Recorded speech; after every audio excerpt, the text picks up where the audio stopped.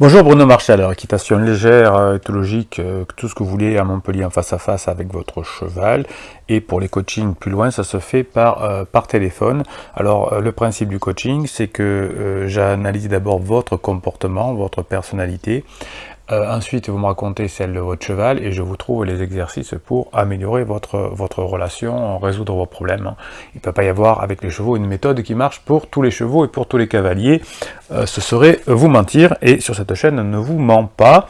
Le principe du coaching, vous avez un lien en commentaire de cette vidéo, vous cliquez dessus et je vous explique comment cela fonctionne et vous avez quelque chose d'unique, c'est les 15 jours de suivi où vous pouvez m'appeler autant de fois que vous voulez après notre coaching qui dure environ 1 heure. Voilà, alors aujourd'hui une question où j'explique comment vous faites finalement, comment vous faites pour déterminer rapidement la personnalité du cavalier et trouver les exercices qui conviennent.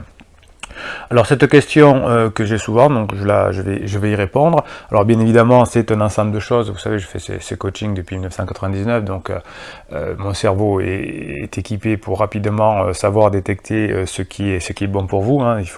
C'est vrai qu'il faut moins de 10 ans pour ça, et là ça fait un peu plus longtemps. Mais je vais quand même pas fuir la question, je vais vous dire quels sont les quatre grands types de cavaliers que je retrouve finalement et qui sont dans toute l'équitation. Donc là, le premier groupe que l'on peut trouver, ce sont des personnes que j'appelle les personnes réservées. Alors les personnes réservées, qu'est-ce que c'est? Ce sont des personnes qui sont un peu introverties. Alors il y en a plus dans l'équitation que dans d'autres domaines que j'accompagne, puisque vous savez que j'accompagne des sportifs de haut niveau, des chefs d'entreprise, etc. Dans l'équitation, il y a beaucoup de personnes qui sont dans le groupe introverti, c'est-à-dire qui font l'équitation parce que savent communiquer plus avec les animaux qu'avec les hommes. Il y a plein de mes clients qui me disent moi je préfère communiquer avec les animaux qu'avec les hommes. Donc c'est une première catégorie, ce sont les introvertis. Donc là on va effectivement pas leur donner des exercices où il faut qu'ils s'expriment devant tout le monde ou des choses comme ça, mais au contraire des exercices par lesquels ils peuvent communiquer dans le silence, des exercices qu'ils font tranquillement tout seuls et pas forcément en cours collectif. Le deuxième groupe, alors c'est des personnes que j'ai beaucoup chez mes clients. C'est un groupe que l'on peut appeler modèle entre guillemets. Ce sont des personnes qui sont à la fois agréables, extraverties, ouvertes à de nouvelles sensations, de nouvelles expériences. C'est ce que j'appelle le groupe modèle. C'est des personnes qui généralement sont sorties d'une phase d'éducation primaire, j'allais dire, c'est-à-dire où l'on passe ses galops, où l'on passe ses savoirs, etc. Où l'on a monté plusieurs chevaux, où on a fait plusieurs clubs, où on a parfois même son cheval, et on s'aperçoit que il faut être ouvert, s'adapter à son cheval en fonction de sa personnalité, etc. Et ce sont des personnes qui vraiment se remettent en question, qui communiquent, qui posent des questions, qui disent oui, pourquoi pas, je vais essayer. Donc ça, c'est un groupe extrêmement agréable pour moi. C'est un groupe dit modèle.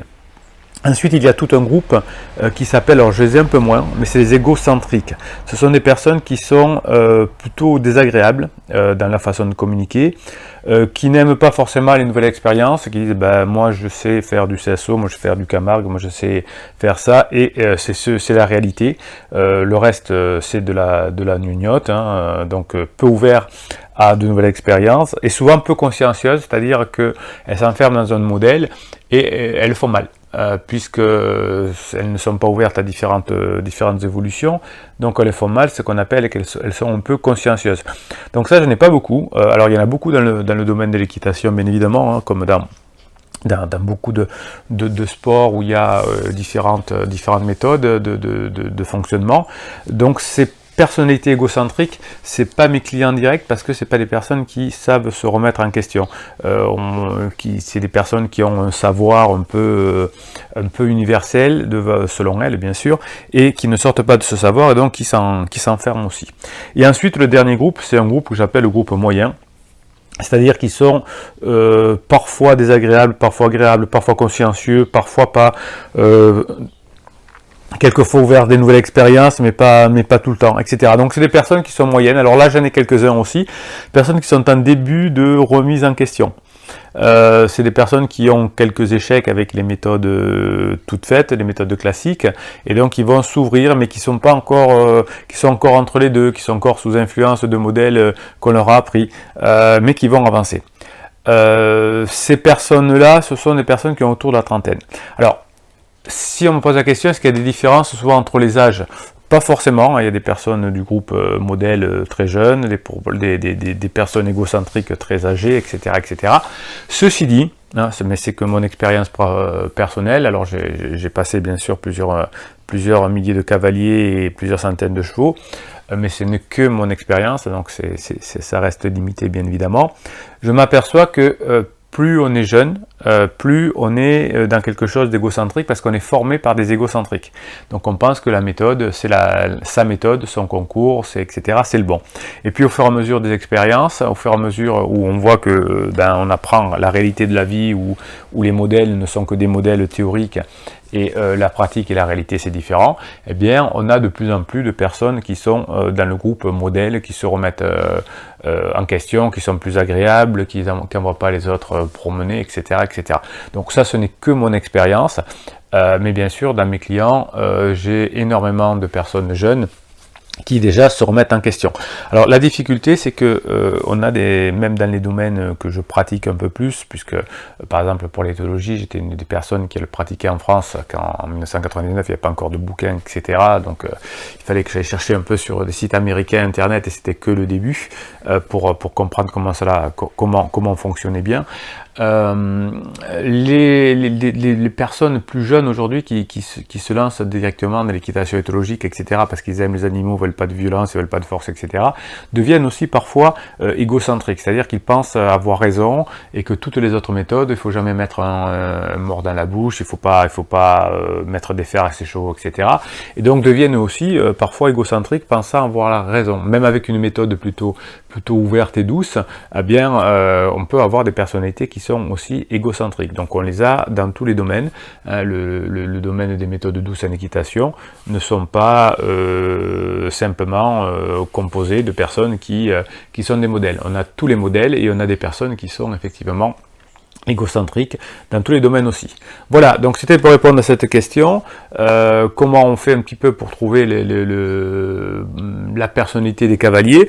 Donc ça, c'est quelque chose qui est bien connu, ce que l'on peut faire, par exemple en utilisant rapidement les Big Five, hein, c'est ce qu'on fait en psychologie, que font la plupart des psychologues, le Big Five ou l'hexaco, c'est-à-dire c'est un sixième composant.